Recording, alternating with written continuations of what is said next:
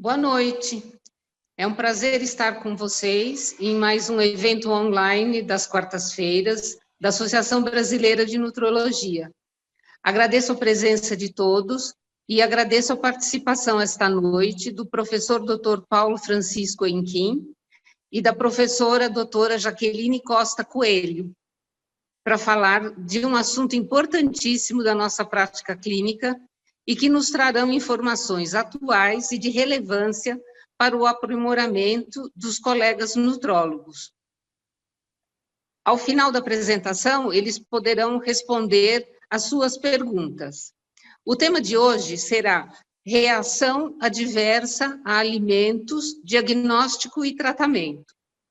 O professor Dr. Paulo Henquim é médico nutrólogo, professor de pós-graduação da ABRAM, chefe do Serviço de Nutrologia do Hospital Ernesto Dornelles de Porto Alegre e preceptor da residência médica. A professora doutora Jaqueline Costa Coelho é médica nutróloga, coordenadora de ensino e preceptora do Programa de Residência Médica em Nutrologia do Hospital Ernesto Dornelles de Porto Alegre. Dr. Paulo Henquim vai fazer um breve início e depois a doutora Jaqueline dará continuidade. Dr. Paulo Henquim, o senhor tem a palavra. Boa noite a todos. Muito obrigado, doutora Márcia. Mais uma vez, a ABRAM com um tema tão interessante aí, tão prevalente no dia a dia, que é essa queixa, não é, de pacientes, de muitas pessoas correlacionada com os sintomas daquilo que elas comem, né? Os alimentos, eles são compostos por milhares de substâncias, participam de todas as funções metabólicas do corpo humano, sistema imunológico, construção, produção energética, é a vida, não é? O alimento é a vida. A gente pode dizer que o nutrólogo trabalha com farmaconutrientes, ou seja, nos alimentos ele tem fármacos. E vejam como uma função tão importante, ela é tão afetada, inclusive do seu ponto de vista antropológico, né, a alegria, o humor das pessoas. Os alimentos, eles participam de todos os momentos das pessoas, e imaginem o que significa nas pessoas o sofrimento em virtude de algum sintoma, de algum sinal que esse indivíduo tenha numa refeição, num alimento, não é? Numa questão social.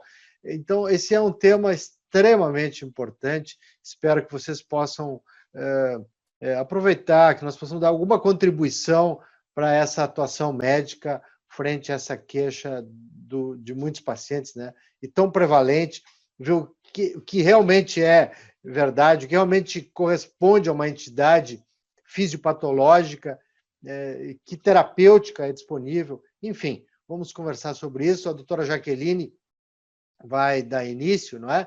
Nós dividimos em dois grandes grupos e a doutora Jaqueline começa falando num desses dois grandes grupos que nós dividimos esse tema. Até daqui um pouco, doutora Jaqueline, pode compartilhar a tela.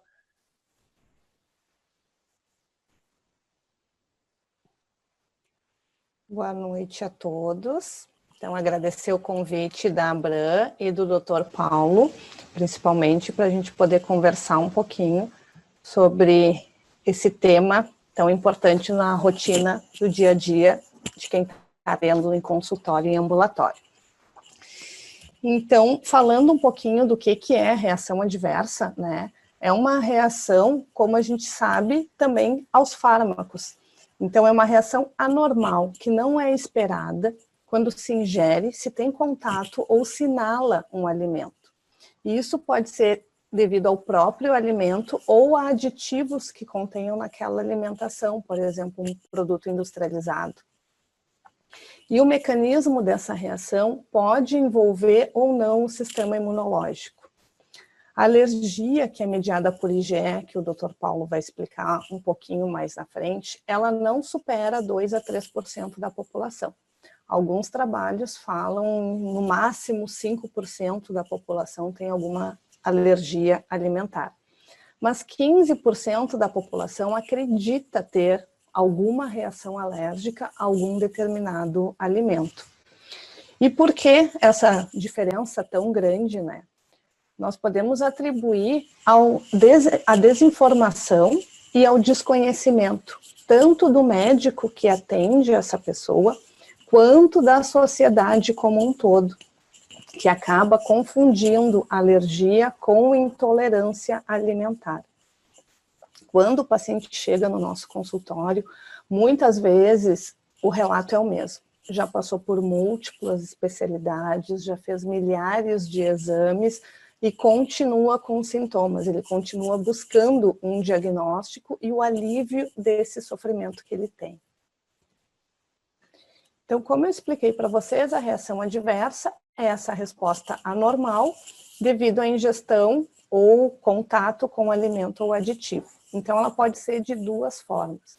Uma hipersensibilidade alimentar, e aí a hipersensibilidade, ela vai envolver o sistema imunológico, é o que nós chamamos de alergia alimentar, que o Dr. Paulo vai falar na aula dele, e a intolerância alimentar, que não envolve o sistema imunológico, ela pode ter um componente genético, uma certa predisposição, por exemplo, a doença celíaca, né? Se tem um familiar de primeiro grau que seja diagnosticado com doença celíaca, algum filho, ou mãe, ou pai, podem ter também.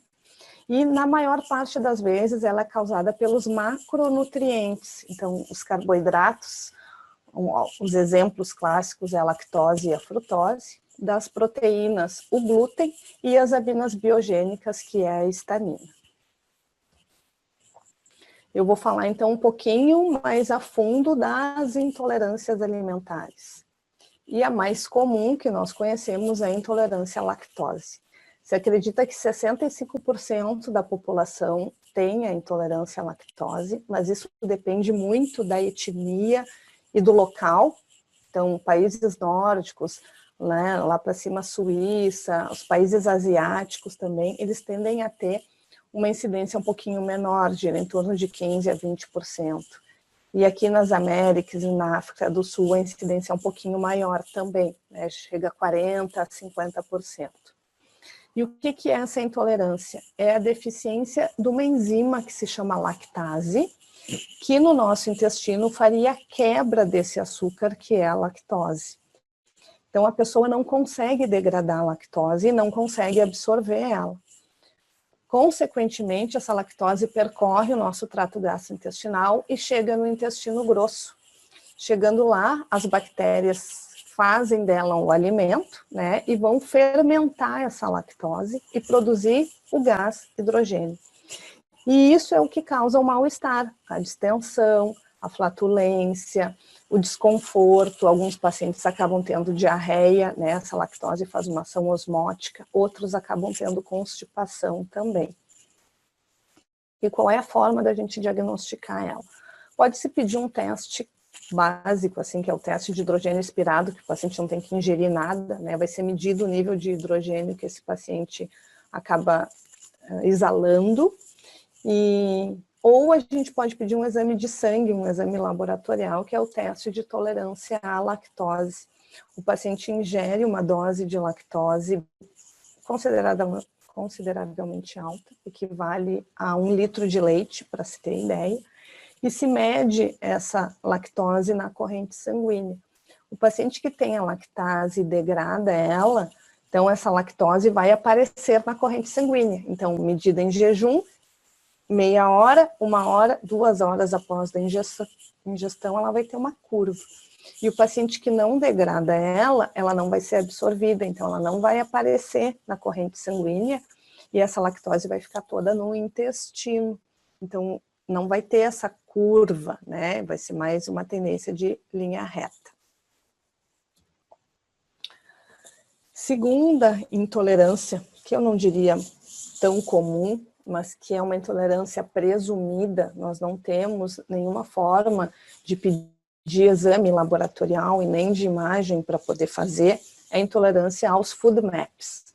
O que são os food maps? É um grupo de oligo de imonossacarídeos e alguns polióis que são fermentados no nosso intestino. Então, se tem a teoria de que muitos desses oligodimonossacarídeos e polióis, em alguns pacientes que têm predisposição, vão causar sintomas. É uma teoria que surgiu a partir da síndrome do intestino irritável, que é uma síndrome também que não existe exame para comprovar. É uma síndrome que a gente faz o diagnóstico por exclusão. Então, a gente exclui as intolerâncias que se pode excluir, se exclui doenças como uma doença inflamatória intestinal, e aí, por alguns critérios, se pressupõe que o paciente tenha síndrome do intestino irritável. E um grupo de alimentos que, retirando melhor os sintomas, são os food maps. Entre esses todos, os frutanos acabam sendo bem estudados, e eles são polímeros de frutose que não conseguem ser quebrados no trato gastrointestinal. Então, nós não temos enzimas para degradar os frutanos. Então, eles não são absorvidos e chegam no nosso cólon também. E alguns pacientes acabam tendo sintomas com eles. Ali ao lado eu coloquei alguns alimentos que são ricos em food maps. E como vocês podem ver, é uma gama de alimentos. Frutas, leites, legumes, cereais. Então, o paciente, para fazer uma dieta sem food maps, é uma dieta muito restritiva. Nós não podemos manter a restrição por muito tempo, com risco de causar deficiência de outros nutrientes. Então, se faz uma dieta de exclusão por 4 a 8 semanas no máximo, e depois se começa a reintrodução gradual de grupos alimentares. E o paciente tem que fazer um diário para conseguir detectar o que realmente dá o sintoma nele. Porque ele pode ter um sintoma com poliol, mas não ter com oligosacarídeo. Ele pode ter um sintoma com monossacarídeo e não ter com disacarídeo. Então, ele tem que perceber quais alimentos que dão sintomas, e esses alimentos, sim, ele vai excluir ou consumir de vez em quando, sabendo que pode ter algum sintoma, e os outros ele pode voltar a consumir normalmente. A intolerância da moda, como eu digo, que é o glúten, né? Muitos pacientes, eles fazem uma dieta sem glúten por conta própria. Então, os números, né, dos Estados Unidos e da população europeia, eles estimam que 20% da população use uma dieta sem glúten. Tá? Então, essa doença que se fala muito atualmente, que nem sei se pode se dizer que realmente é uma doença, a sensibilidade ao glúten não celíaca, né, ainda deixa muitas dúvidas. É uma entidade em discussão. Tá? Nós não temos nenhum critério também, nem laboratorial e nem exame de imagem, que a gente possa dizer com certeza que a pessoa é intolerante ao glúten, certo? Então, na maior parte das vezes, o paciente já chega no consultório com esse diagnóstico dele mesmo. Ele chega e diz, não, eu tenho uma intolerância ao glúten porque eu tirei o glúten da minha alimentação e eu melhorei muito dos sintomas que eu tinha. Então, fica muito difícil a gente contrariar essa afirmação que o paciente nos traz, né? O que a gente pode explicar para o paciente é que uma dieta sem glúten, como vocês podem ver no supermercado, ela é mais cara. Todos os alimentos que são isentos de glúten são muito mais caros. Pega uma aveia normal no supermercado que custa R$2 e vai ver a aveia sem glúten que custa R$12, né? Além disso, ela tem que ter uma palatabilidade melhor.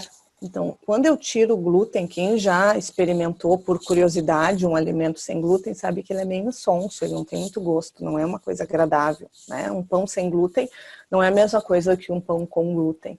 Então, a indústria aumenta o teor de gordura, porque gordura é palatável.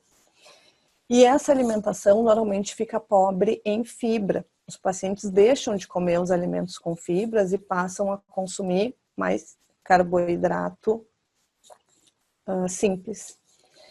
Então, já tem estudos mostrando que a dieta sem glúten pode ter um aumento da incidência de diabetes tipo 2. Tá? Então, ela não deve ser recomendada para quem quer uma alimentação saudável e balanceada. Ao contrário do que muitas pessoas pensam, que a retirada do glúten é saudável. Aí a gente explica para o nosso paciente que existem fatores de confusão. Os grãos que contêm o glúten, que estão presentes na massa, na pizza, na cerveja, eles também têm um outro composto que se chama histamina. E alguns condimentos, tipo ketchup, a mostarda, que são usados junto com a pizza, também têm histamina. E quando o paciente exclui o glúten da sua alimentação, ele consegue, consequentemente, excluir a histamina.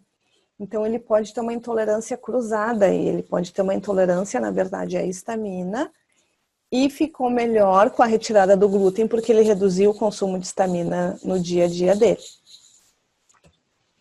Um outro fator confundidor são lá os food maps, os frutanos e os galactanos. Então, esse trabalho é bem interessante. Ele pegou pessoas que se autodiagnosticaram com sensibilidade ao glúten, que, né, acompanhavam no ambulatório e diziam que não consumiam glúten porque eram intolerantes, tinham sintomas. E aí eles fizeram um estudo cego. E o que eles fizeram? Eles deram as porções de alimentos com glúten para essa pessoa e depois deram alimentos com frutanos para essas pessoas. E elas tinham um diário que é utilizado para síndrome do intestino irritável, né? É uma escala validada e elas preenchiam os sintomas. Então vocês podem ver ali que a maior parte delas que se diziam intolerantes ao glúten, na verdade não tiveram sintomas com glúten, elas tiveram uma diferença significativa, né, estatisticamente significativa, aos frutanos. Então aí nós temos um outro fator de confusão que eu não posso afirmar que realmente existe uma intolerância ao glúten. Pode ser que exista uma intolerância aos food maps, pode ser que exista uma intolerância às histaminas, mas ao glúten ainda resta essa dúvida. E o que é, então, a intolerância à histamina, né? É a deficiência de uma enzima que se chama diaminooxidase, tá? Alguns alimentos têm histamina, não é a histamina que a gente produz no nosso organismo, né, de reação alérgica ali. Não, são alimentos que contêm essa amina biogênica e as pessoas que têm deficiência dessa enzima não conseguem degradar a histamina no intestino. Então, o que acontece? Essa histamina que chega na corrente sanguínea se acumula e se mistura com a nossa histamina, causando sintomas. É como se o paciente tivesse um nível maior de histamina no seu organismo. Essa enzima ela é sintetizada nos enterócitos e liberada na mucosa intestinal ao longo do trato gastrointestinal. Então, patologias que causem dano à mucosa alteram a atividade dessa enzima. Então, se o paciente tiver uma gastroenterite, uma infecção, né, intestinal, pode alterar. Se o paciente tem síndrome do intestino curto, se ele fez cirurgia gastrointestinal e até alguns medicamentos reduzem a atividade dessa enzima. Então, o paciente pode ter uma intolerância à histamina também transitória, temporária, durante a gastroenterite dele e depois melhorar.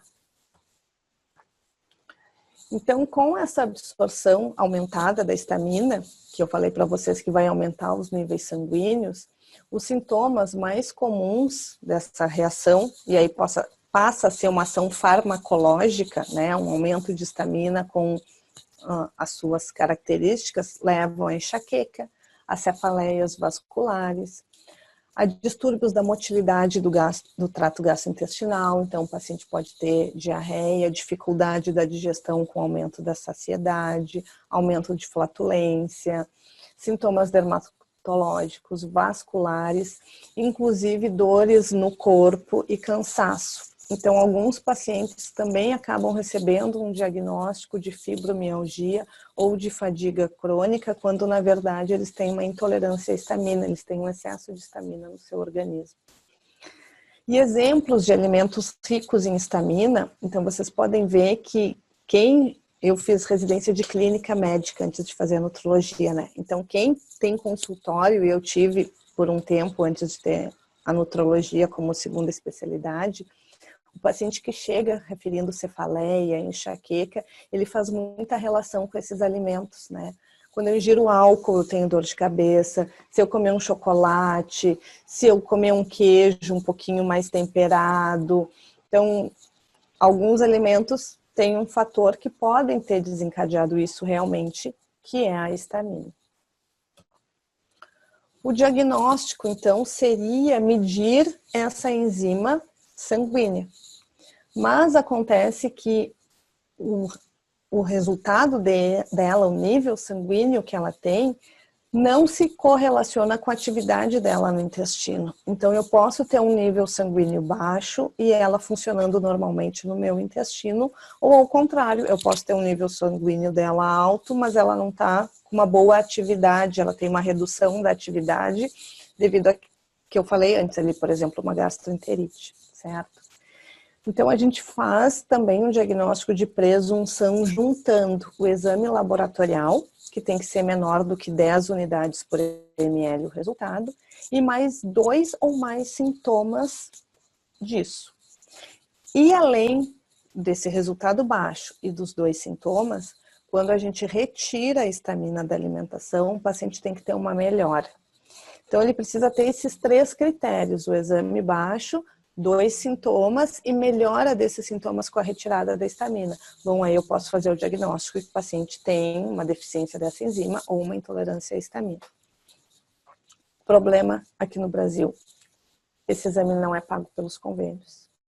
Esse exame custa em média R$500 para ser feito. Então, não é qualquer paciente que pode realizar esse exame, certo? O tratamento seria, além da retirada da histamina, ingerir a enzima, da mesma forma que a intolerância à lactose. Nós temos a enzima lactase, que compra na farmácia, e ingere ela junto com alimentos que tenham lactose.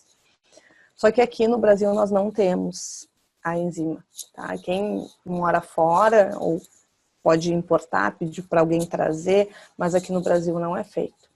Eu acredito que nos próximos anos possa melhorar, assim como quando eu comecei na nutrologia há um tempo atrás, que eu não vou dizer quantos anos, não existia a enzima lactase na farmácia. Ou a gente mandava manipular, e a prescrição era para o paciente manipular na farmácia, de manipulação, ou o paciente tinha que importar dos Estados Unidos, porque só existia o Lactaid. Né? Hoje em dia, tu chega na farmácia, tem 10 mil marcas de lactase para o paciente escolher. E a doença celíaca, que é uma doença mesmo, ela tem uma desordem autoimune, né? Então existem autoanticorpos nessa doença e ela atinge até 5% da população. Ela causa uma enteropatia inflamatória, né? Então inflama ali a mucosa do intestino e o paciente pode ter sintomas intestinais pela atrofia de mucosa que isso causa. Ele vai ter deficiência de micronutrientes, porque esse intestino não vai ser capaz de absorver os nutrientes, então ele vai ter, além dos sintomas intestinais, sintomas de deficiência de B12, de ferro, de outras vitaminas e minerais, e ele pode ter sintomas extraintestinais também, né? Acontece que alguns pacientes são assintomáticos, eles não tiveram sintoma nenhum ao longo da vida e acabam fazendo o diagnóstico da doença celíaca ou por investigação de outras doenças. Então, às vezes é comum também chegar no consultório, paciente muito magro, eu sempre fui magro desde a infância, eu não consigo ganhar peso, eu queria muito ganhar peso, e ele não tem nenhum sintoma, a queixa dele é magreza. Então, a doença celíaca entra na investigação da magreza, né? Ou ele tem deficiência de micronutrientes, ele acaba tendo sintomas das deficiências, e quando a gente pede os micronutrientes e vê que ali tem deficiência, tu vai pensar por que esse paciente tem deficiência de ácido fólico? Né? Ácido fólico hoje tem na farinha, tem tudo que é alimento, é muito raro o paciente ter deficiência de ácido fólico hoje em dia. Esse paciente não está absorvendo bem o ácido fólico que ele está comendo, então quando tu vai investigar, acaba fazendo o diagnóstico do paciente que é assintomático. O diagnóstico, sim, a gente consegue fazer da doença celíaca por exame de sangue. Então, a antitransglutaminase IgA, a gente solicita, antiendomísio IgA também, e o IgA total se a gente desconfia que o paciente pode ter uma deficiência de IgA, né? Então, são 3 exames que, se algum deles vierem positivo, nós confirmamos com o padrão ouro. E o padrão ouro para diagnóstico é a biópsia de duodeno através da endoscopia. Tá? O tratamento desse, sim, é a dieta de exclusão do glúten para toda a vida. Esse paciente não pode consumir glúten. Cada vez que ele consome glúten, ele causa essa inflamação intestinal.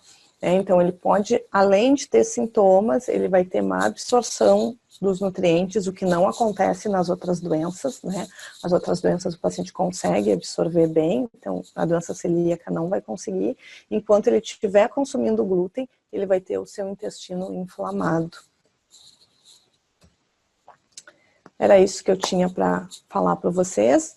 Deixar de recado, então, o que eu consigo diagnosticar é intolerância à lactose e doença celíaca através de exame. As outras intolerâncias, eu vou presumir que o paciente tenha. Eu vou fazer um diagnóstico de presunção e eu vou propor um tratamento de exclusão por um determinado tempo. Ele não vai excluir a vida inteira, certo? Obrigada pela atenção de vocês. Ali é a foto do nosso hospital, Ernesto Dornelles, onde nós trabalhamos todos os dias. O nosso rio Guaíba, que na verdade não é rio, é lago, e tem um pôr do sol lindo, quem quiser vir conhecer. E meus contatos na rede social. Muito obrigada.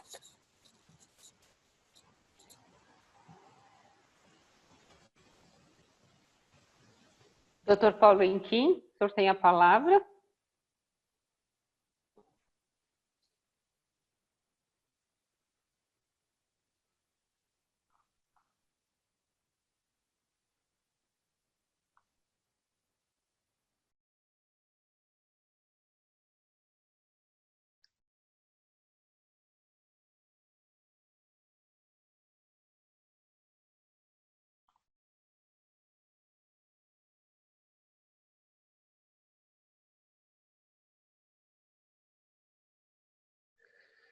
Continuando, muito bom, doutora Jaqueline. O bom é não sentir nada quando se come, não é? Infelizmente, as pessoas que têm essa relação, alguma questão adversa, é sempre causa de sofrimento. Eu não tenho nenhum conflito de interesse nessa área. Acho que é importante nós deixarmos bem claro essas separações, não é? Então, a doutora Jaqueline falou sobre uma resposta alterada a alimentos, onde não está envolvido o sistema imunológico, ou seja, um grupo não alérgico, mas uma relação direta entre os componentes dos alimentos e o organismo daquele indivíduo, né? Depois nós temos esse outro capítulo aqui, que é uma hipersensibilidade, que é, então, a alergia, envolve o sistema imune, e no sistema imune nós podemos ter 2 tipos de alergias, que é a IgE mediada e a não IgE mediada, e até as mistas, como é o caso, por exemplo, da esofagite eosinofílica. Né? Para vocês terem isso um pouco mais claro, então nós temos as alterações, esse grupo aqui, que a doutora Jaqueline falou, e nós vamos conversar um pouco sobre essas reações mediadas pelo sistema imune. Né? IgE, por exemplo, o órgão geralmente mais afetado quando é a alergia é a pele. Então, urticária é um exemplo, vejam quando ela é mista entre IgE e não IgE, também a pele é a mais afetada. Alguns aspectos assim de proteínas de enterocolite, alguma doença intestinal, e aquelas que são mediadas imunologicamente, mas por exemplo, uma alergia de contato, né, que esse indivíduo apresenta. Então, é sempre muito importante nós observarmos, né, o paciente, tanto na história quanto no exame físico, e quando ele se queixa de alergia, nós olharmos e podermos ver se aquilo não é um confounder, não é, emocional, que a pessoa diz que tem alergia, mas nós não enxergamos essa reação. Então, a pele é um órgão imenso e que nos mostra bastante quando a pessoa queixa de alergia. Se vocês forem aí no PubMed procurar, por exemplo, não é, alergia alimentar, food allergy, vejam só, 77.200, ou seja, tem muita coisa sobre esse assunto, se estuda, tem muita publicação, mas na prática nós também temos muitas limitações.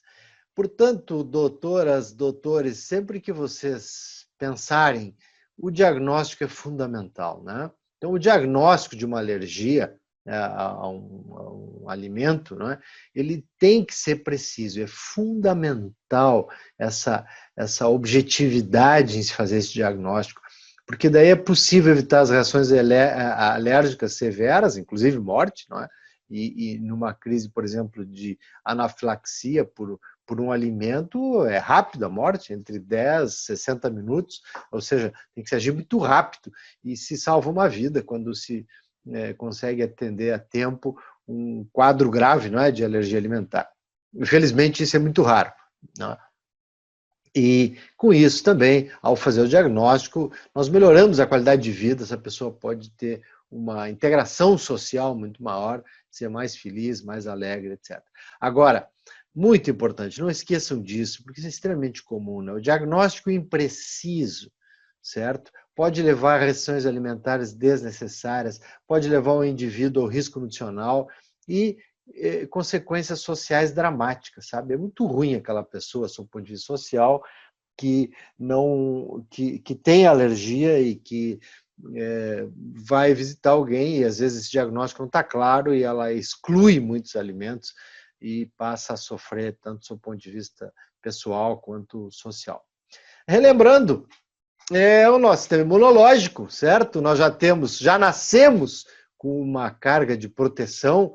Por exemplo, nós reconhecemos, assim, já vindo dos nossos ancestrais, do nosso sistema, ele identifica inimigos, ele identifica invasores.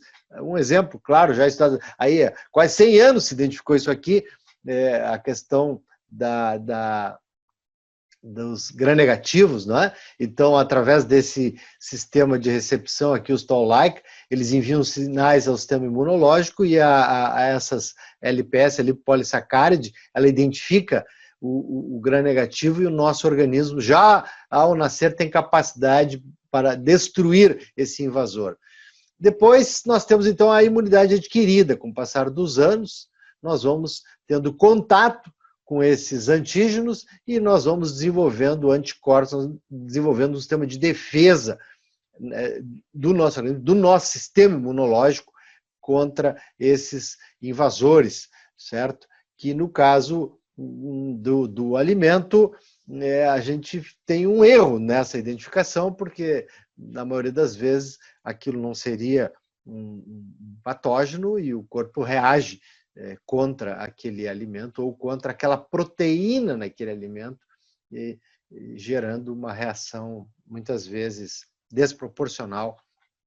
Isso é alergia, né? O sistema nosso imunológico das células B, os linfócitos, certo? Mais ou menos a gente tem aí no sangue periférico aproximadamente 30%, nos linfonodos, no baço, e eles estão prontos, não é? Para nos defenderem, para atacar algum inimigo. Essas nossas células B, os linfócitos B, eles produzem esses, então, anticorpos, que é baseado numa estrutura química, imunoglobulina. Nós temos a IgG, M, A, D e E.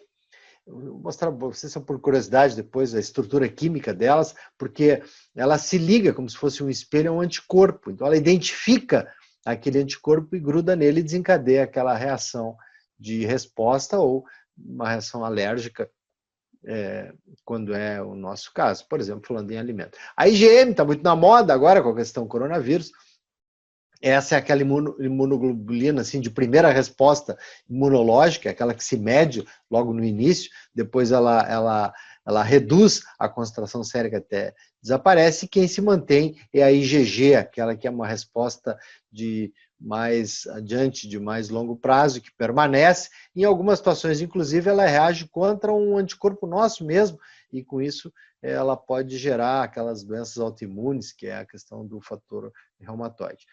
Das imunoglobulinas, a que irá nos interessar é a IgE, tá? Que eu chamei de a nossa, porque aqui que nós vamos buscar diagnosticar se essa pessoa realmente tem alergia, se ela realmente tem algum problema com a alimentação. Aquilo que eu falei para vocês é a estrutura química, todas elas têm uma cadeia pesada aqui, e aqui vai fazer a diferença, né, qual é a imunoglobulina, e aqui que ela vai estabelecer aquele espelho que liga no anticorpo e desencadeia a reação alérgica.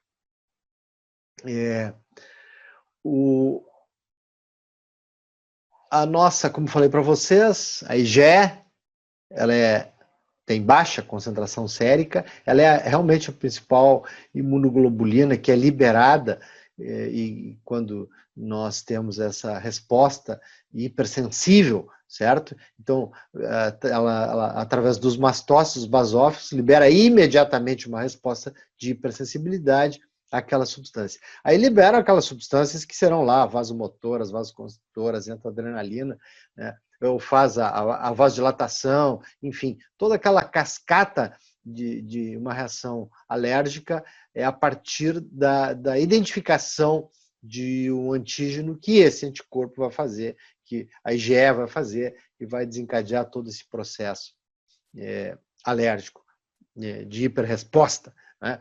No caso, a um componente de um alimento. Sempre a reação alérgica ela é a uma proteína.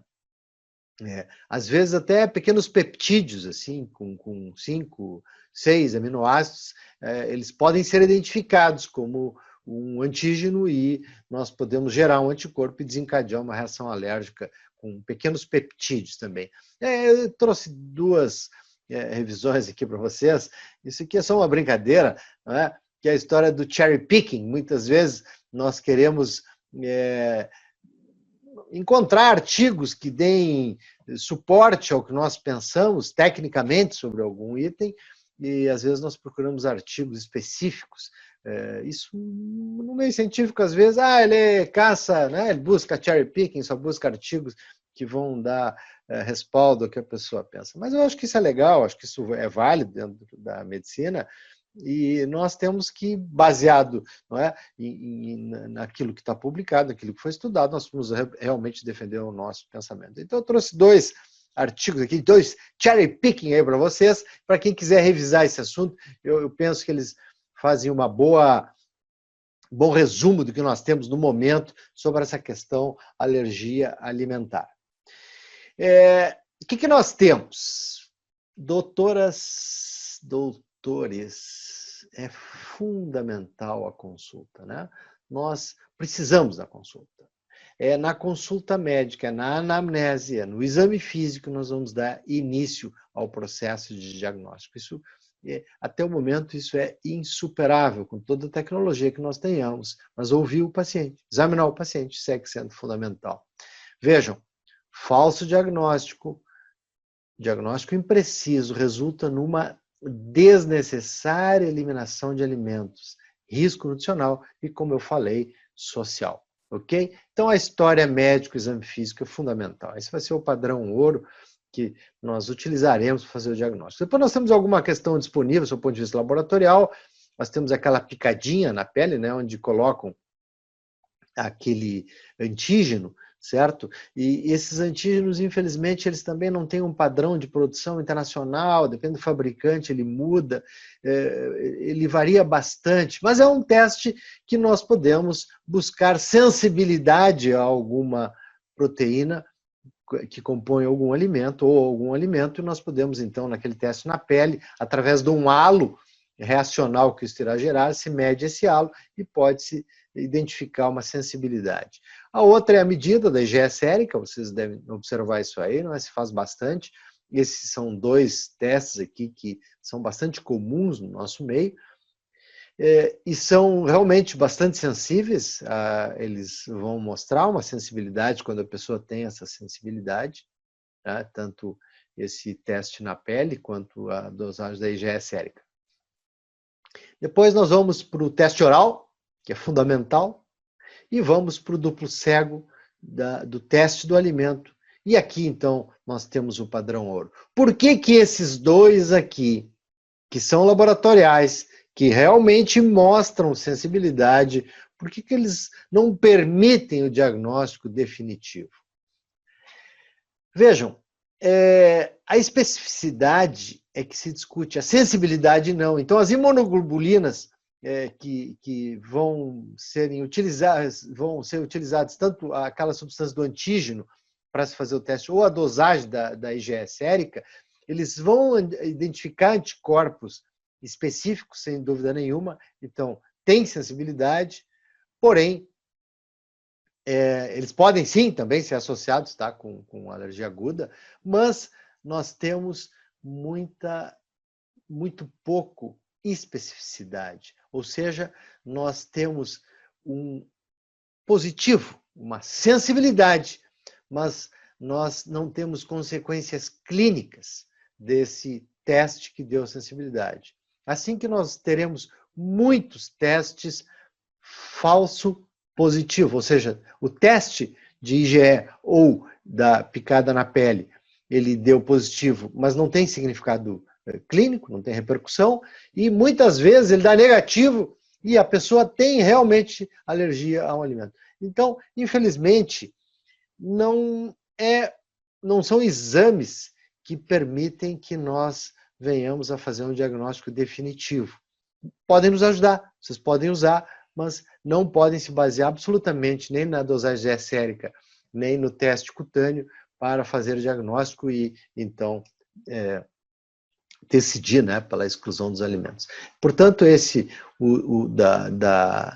do piquezinho na pele, não é, onde se coloca esse antígeno, ou a IgE, eles não são suficientes para se fazer o diagnóstico, tá? Não são preditivos da intensidade, o que também é ruim, e muito falso, desculpa, tem falso negativo, mas muito positivo, sem repercussão clínica, que talvez seja o mais importante. Mas, como vocês veem, então, quando nós vamos para especificidade, nós temos sensibilidade, mas não temos especificidade. Portanto, é uma ferramenta apenas que irá integrar aquele conjunto da anamnese, do exame físico, certo? Eles podem nos ajudar esses aí, mas nós teremos que partir para os testes orais. Estes, sim, serão aqueles que definitivamente nos ajudarão muito a tratar esse paciente. É difícil de fazer, é caro, isso requer tempo, não é? Precisa ter tempo, precisa haver um comprometimento entre paciente e médico, certo? O paciente tem que aceitar que ele vai se submeter a ficar um tempo no consultório. Muitas vezes, e o recomendado também, quando nós vamos fazer os testes, é que se faça em ambiente seguro, porque realmente ao introduzirmos um alimento, esse paciente pode desencadear uma reação grave, é raro, mas ele pode. Então, talvez o melhor local é em nível hospitalar, com segurança de que esse indivíduo, sempre lembrando, pode desencadear uma reação alérgica forte, né? Então tem que ter cuidado. Eles nos ajudam, então, a identificar alimentos que vão causar uma reação aguda, tem que ver se ele causa mesmo, nós temos que ver, o paciente tem que mostrar a pele e ele correlacionar com determinado alimento, né? Esse teste irá nos permitir determinar se aquele alimento, ou seja, se aquele antígeno, ele é realmente associado com uma condição crônica, por exemplo, como uma dermatite atópica, que o paciente se queixa. Nós podemos introduzir o alimento, tira o alimento, reintroduz o alimento. Esses são esses testes orais, né?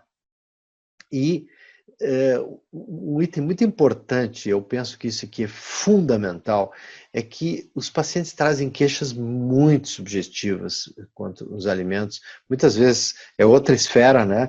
É a esfera emocional, é outro capítulo, mas eles envolvem muitas coisas com os alimentos. E um dos itens mais importantes, muitas vezes, é reintroduzir alimentos, sabe? Porque às vezes eles chegam no consultório assim com uma lista imensa de exclusão e sem se conseguir identificar qual é o alimento que está causando aquela reação da qual se queixa, principalmente pele, mas também temos alguma coisa respiratória, temos alguma coisa de aparelho digestivo.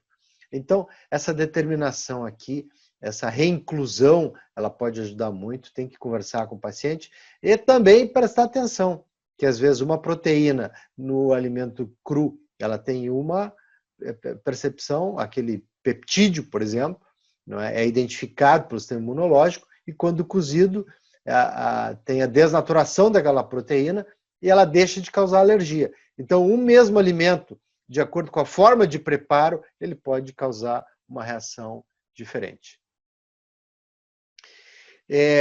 Esse aqui é o padrão ouro, certo? Que é o teste oral, mas o teste oral controlado, tá? Então, nós temos aqui o Double Blind Placebo Control Food Challenge. Esse é o melhor padrão que existe, ou seja, o paciente não irá ver o alimento que ele está consumindo, certo? Nós vamos colocar água, nós vamos colocar uma solução salina, ele não pode ver, depois nós vamos trocar, nós vamos reintroduzir, portanto, como eu falei para vocês, é um teste demorado, é um teste difícil, requer tempo, mas é esse sim o diagnóstico fundamental, esse é o padrão ouro para nós identificarmos qual é a substância, qual é o alimento que está causando alergia nesse indivíduo. Então, esses testes orais, tá? Eles identificam os alimentos que causam uma reação aguda e permite... Opa, desculpa, eu virei adelante. Aqui, nós temos o quê? Como essas pessoas sofrem, como isso tem um impacto muito importante na vida dessas pessoas, como falei, individual, a felicidade, a alegria, surgem também as questões alternativas. E vocês já viram por aí várias propostas alternativas, fazer diagnóstico com alguns métodos alternativos, não é? Nós temos a dosagem, por exemplo, de anticorpo específico de IgG, os testes de citotoxicidade, a análise do fio de cabelo, né, vocês já viram, iridologia, que também existe, certo?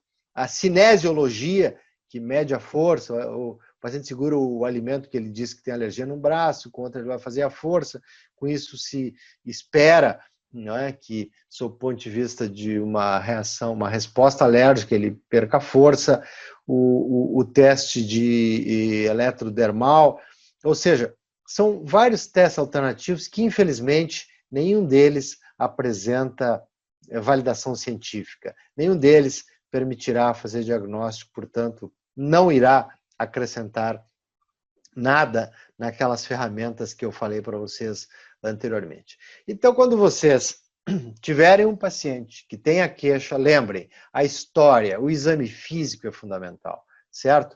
Podem fazer a dosagem sérica de IgE específica? Sim, pode fazer. Vai dizer que ele tem sensibilidade. 90% das vezes, ele pode realmente dar a sensibilidade, o que não irá impactar numa condição clínica. Então, ele será pouco específico, certo? Na não-IgE, alergia, a mesma situação, nós teremos que utilizar os testes de introdução e retirada de alimentos. Isso é uma ferramenta que definitivamente vai contribuir com a vida dessa pessoa. Assim que a parte laboratorial, ela pode nos sinalizar, ela pode nos dar um direcionamento, mas ela não irá fazer esse diagnóstico. E uma vez, infelizmente, a gente não tem tratamento, uma vez identificado o alimento, o tratamento é a retirada daquele alimento, certo? Mas sempre com muito cuidado. Então, o diagnóstico preciso, ele é fundamental, certo? Fiquem atentos, cuidem para não ir na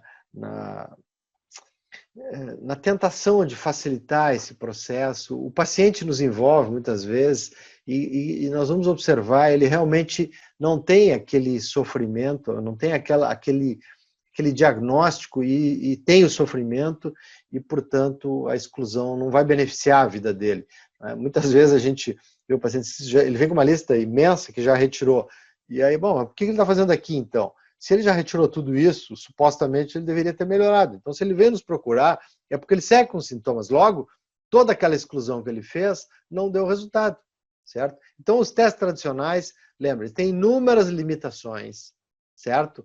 Eles ajudam, sim, a identificar a sensibilidade, mas cuidem. Geralmente, os testes positivos não têm impacto clínico. Não podemos inventar, tá? Como eu falei para vocês, assim, são milhares de estudos e tem os alimentos mais tradicionais de alergia. Portanto, quando nós pensamos em fazer diagnóstico, quando nós temos um paciente assim, nós já podemos começar a lista com aqueles mais clássicos, certo?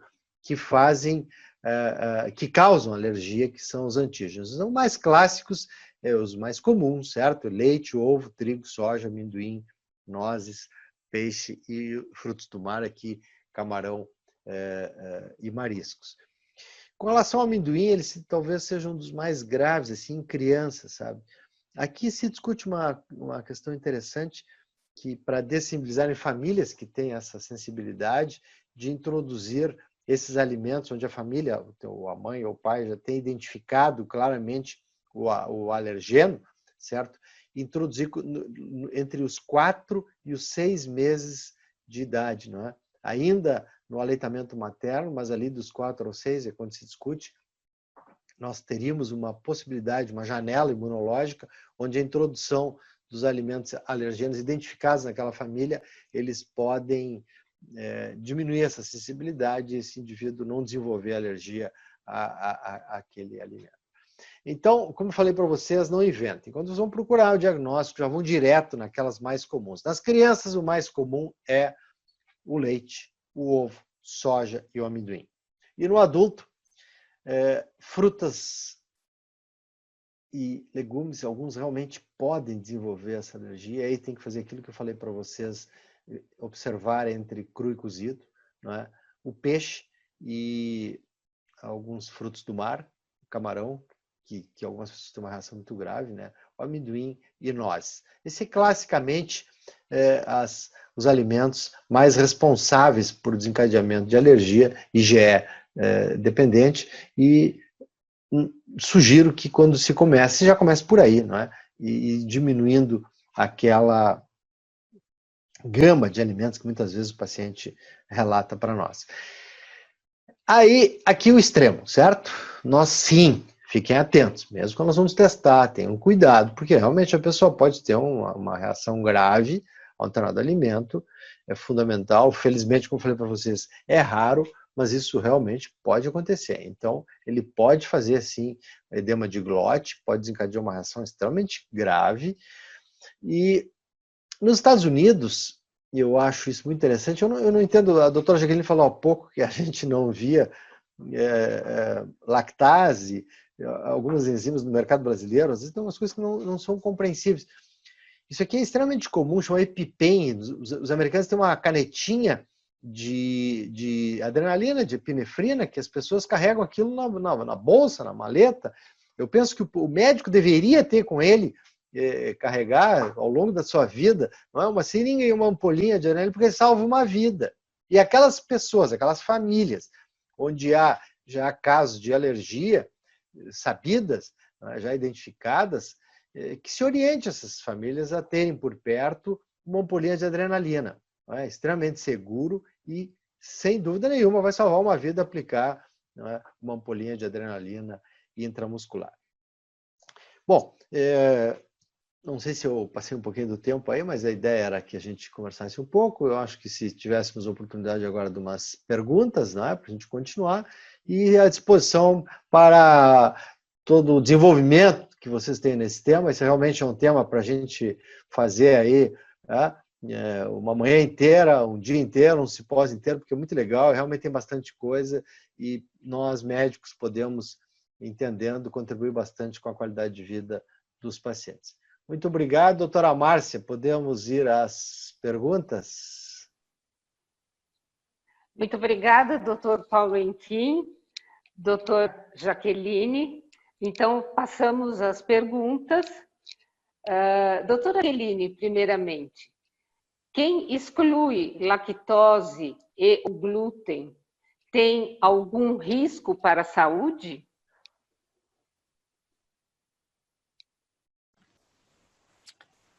Bom, é uma pergunta bem interessante, porque os pacientes, normalmente, eles querem excluir, né, os alimentos que causam mal.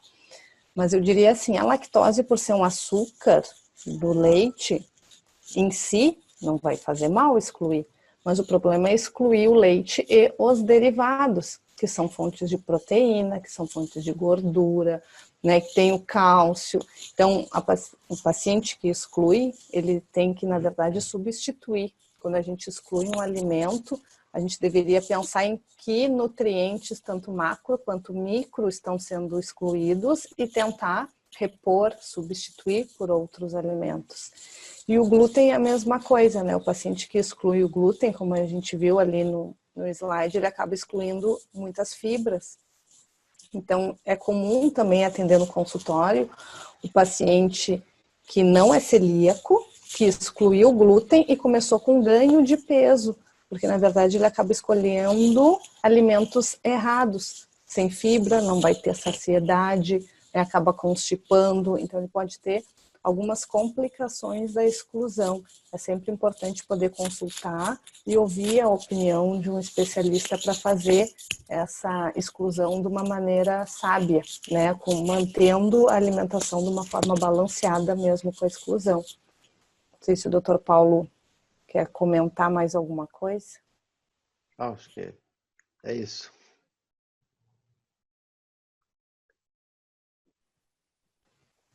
Dr. Paulo Henquim, vários elogios à apresentação da doutora Jaqueline, Dr. Paulo Henquim. Uma pergunta da doutora Fernanda Anis. Qual sua opinião, Dr. Paulo, a respeito da IgE para esofagite eosinofílica? Então, a IgE, sem dúvida, ela pode demonstrar a especificidade e a sensibilidade, e ela tem aí 90% de sensibilidade. Então, nós podemos sim pensar num alimento, na esofagite eosinofílica, que é uma alergia mista, ela também é IgE mediada. Isso é uma doença que ela precisa ser tratada, e se ela realmente tem um alimento identificado, esse alimento precisa ser excluído. A partir da IgE, sem dúvida, certo? O que não quer dizer que a esofagite, que ela tenha, em primeiro lugar, que tem esofagite eosinofílica só pela IgE, certo? Agora, fez o diagnóstico, tem endoscopia, certo? E fez a IgE, levantou a hipótese de alguns alimentos, retira esse alimento, fica 30, 60 dias, terá que refazer essa endoscopia e ver se desapareceu a inflamação da mucosa, né? Então tem que fazer o teste de inclusão e exclusão. Por si só, a IgE não permite esse diagnóstico da esofagite eosinofílica, certo? Terá que ir ao teste de exclusão do alimento, reintrodução e refazer a endoscopia. Obrigada, doutor Paulo. São várias perguntas, muitos elogios e a apresentação dos dois professores. Vou fazer mais uma pergunta para a doutora Jaqueline e mais uma pergunta para o doutor Paulo, por causa do adiantado da hora, agradecendo a persistência e a presença de todos os nossos colegas. Doutora Jaqueline, quando o paciente chega com queixa de cólica, flatulência, distensão abdominal, plenitude, por onde começamos a investigação?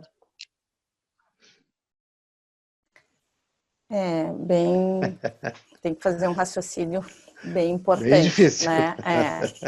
Então, assim, como o Dr. Paulo falou, a anamnese é o principal, né? E fazer o raciocínio lógico, qual alimento o paciente correlaciona.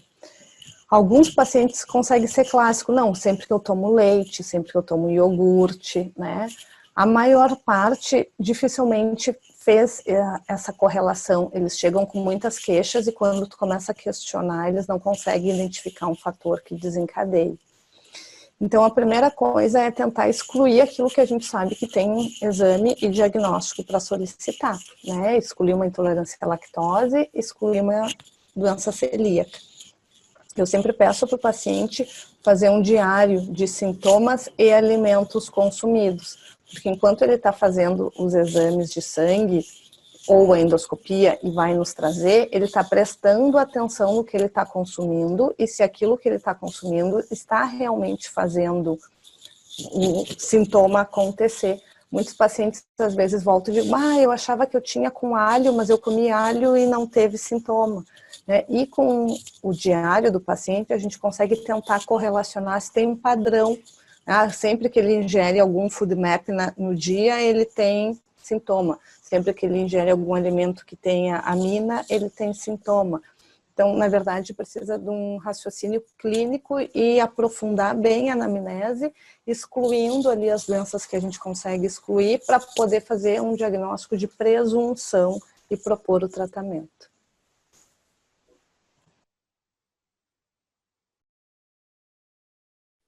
Doutora Jaqueline, em relação aos food maps, é uma dieta bastante restritiva, uma das perguntas é assim, por quanto tempo eu devo fazer essa restrição?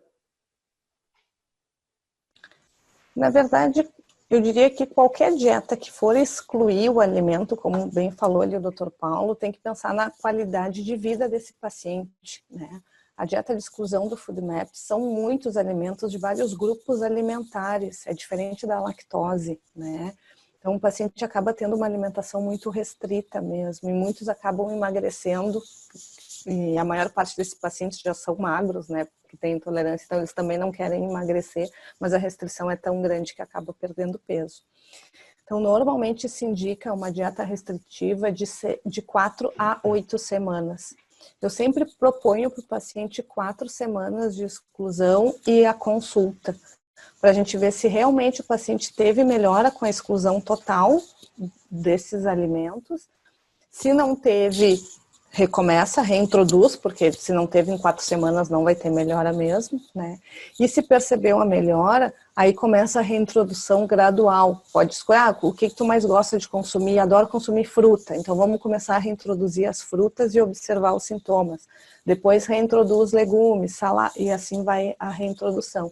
A gente não deve manter mais do que 8 semanas, é o máximo de restrição.